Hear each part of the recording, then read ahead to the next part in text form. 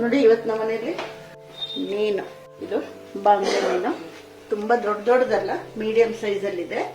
ಇವತ್ತು ತಂದಿರೋದೀಗ. ಅದಕ್ಕೆ ನಾನು ಅರ್ಧ ಅದನ್ನು ಫ್ರೈ ಮಾಡ್ತೀನಿ, ಅರ್ಧ ಅದನ್ನು ಕರಿ ಮಾಡ್ತೀನಿ. ಈಗ ಸ್ವಲ್ಪ ಉಪ್ಪು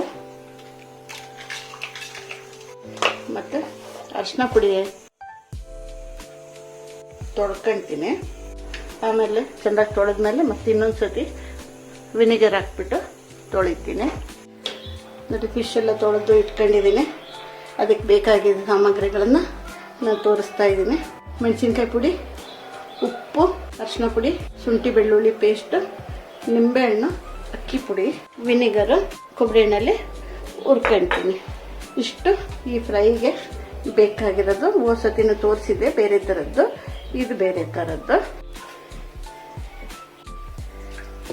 ಹುಳಿನೂ ಸಿಗುತ್ತೆ ವಿನಿಗರ್ ಹಾಕಿದರೆ, ಅದು ಮತ್ತೆ ವಾಸನೆನೂ ಬರಲ್ಲ. ನೋಡಿ ಇದೇ ಥರ ಎಲ್ಲದಕ್ಕೂ ಮಸಾಲೆ ಹಚ್ಕೊಳ್ತೀನಿ. ಇದು 1 ಅವರ್ ಬಿಟ್ಬಿಟ್ಟು ಆಮೇಲೆ ನಾನು ಫ್ರೈ ಮಾಡ್ತೀನಿ.